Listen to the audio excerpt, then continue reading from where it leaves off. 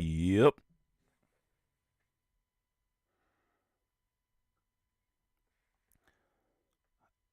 How's it going this afternoon? Then we got a serious topic today. Deontray Flanagan, driven by jealousy. Is it a question mark? I don't think it's a question mark, really. It's just there for the title. But really, I really want to dive. We know it's jealousy. I feel like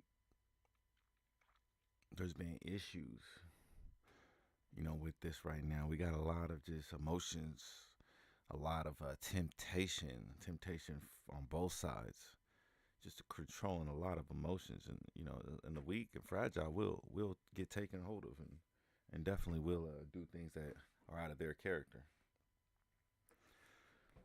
So just Deontray Flanagan, rest in peace. I believe it's a. I don't want to really mess her name up. But Zavea Flanagan, the the victim of this. So the you hear a lot the headlines. It was you see a lot the father.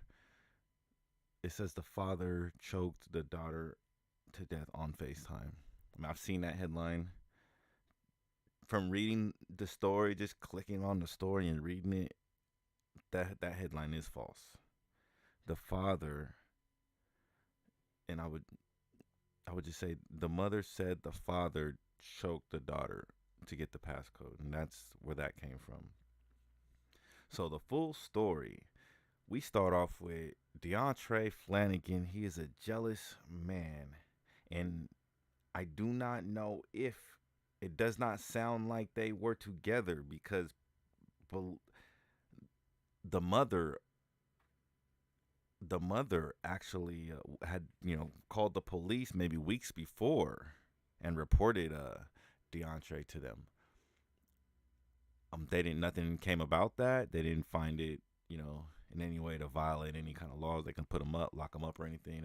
Apparently they didn't put a restraining order. She must not have. I don't know the details of that, but there was contact with the police about him and how he was acting, and that's weeks prior to this. So that leads me to believe she was in a situation that she couldn't get out of, or they were separated. So recently separated, like they didn't even change the emergency contacts yet on the form, and you would allow the father of the child to still have access, especially if they're normal in normal mental state. But in the case where you're calling the police, you may, you're gonna at some point you're gonna want to change those emergency contact forms and those the pickup names, just for people who can pick up. Because in this case, the daughter was at the daycare. The father in a jealous rage because maybe they're separated and maybe he's heard or seen or whatever word on the street. He's in a jealous rage. He picks up the daughter to use her as leverage to get information about this new guy, apparently, or whatever. Like maybe there's not even a new guy in this at this point. We really don't know much of the story, but as far as the story is, there was sus- suspected suspicion of another man, and he had showed up at Walmart, and this all happened in Texas. He showed up at Walmart, to the mother's work. Somehow gets the phone from her after assaulting her at the job, and this at this point he has already picked up the daughter from the daycare.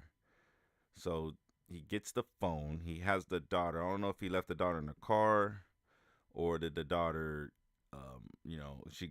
she go in with him? Did he take her in there? I'm not sure if he was in a mental state to actually like think about, hey, I got my daughter. Like let me make sure she's right. He's already using her as just to get the passcode.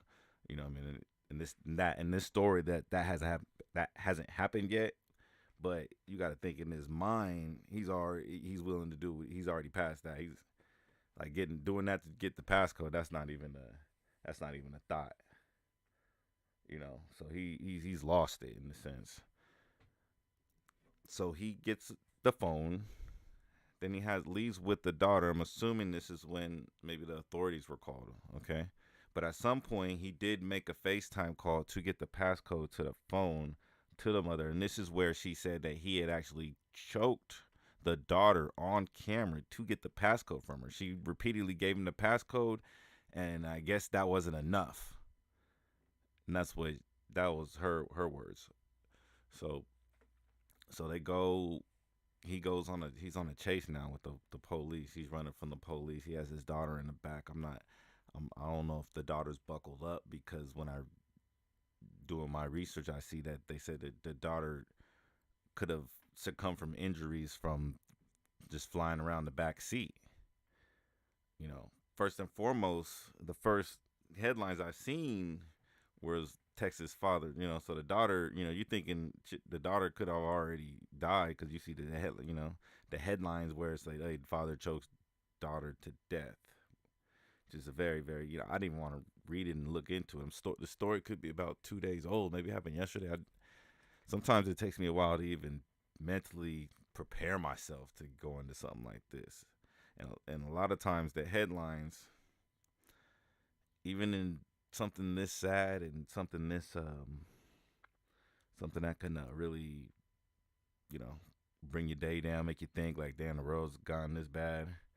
They'll still make it clickbait and mess the story up just to make you click on it. Like, what? Because there's some people that they just feed off this. Wow, oh damn, something else wild happened today. Just put it in a little stat book. Oh, black man, black child. Okay, angry black man. But it's a point to this story, and it's a point that we should all not take lightly, and that's the part where it's these relationships, and people jumping into things and not completely secure, and both sides not actually being aware of where the other person's mental state is, or the other person's loyalty, or they may not care or be aware, and in that sense they're playing with someone's emotions, and then at some point they try to turn it off and dial it back, but they done got this unstable person to a point where he can't turn back now. He mentally he done snapped, and doing that you have put a lot of people in danger, everybody in danger, everybody within that he can see, because it can, at this point, this dude done snapped. You know what I mean? Good thing I don't know he ain't on no gun, like dude, he's in Texas too. Dude done snapped. You know what I mean? And bodies and just people hurt. You know what I mean? You know. Then you see the bodies lost, the lives lost, innocent lives lost, life lost.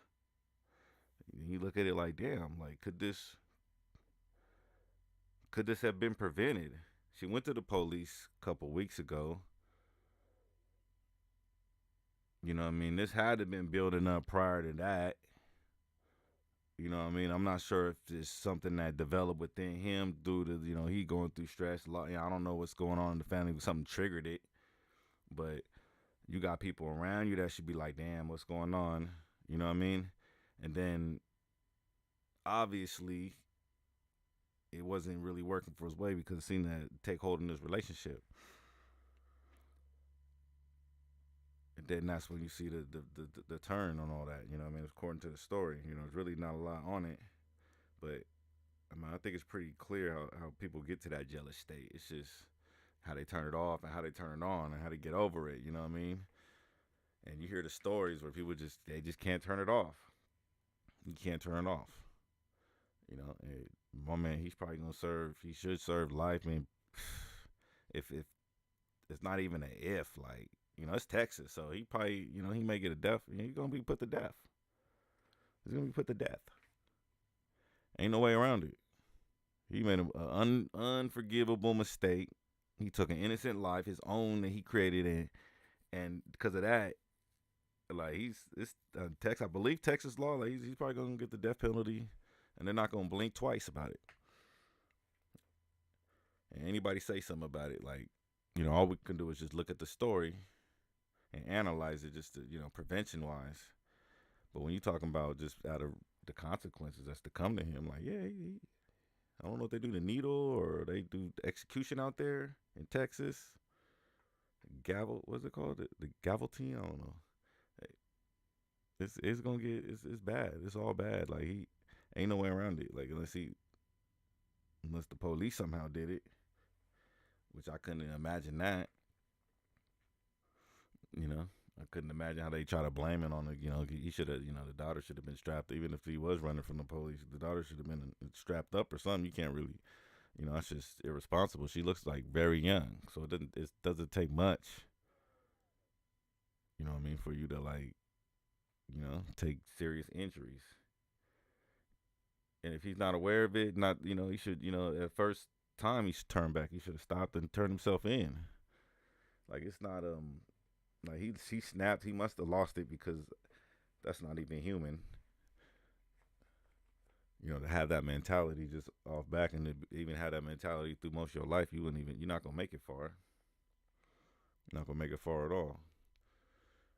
So you could tell something happened with him. He must have snapped, and now he's finna he took a life. It's eye for eye, in some sense, especially in Texas.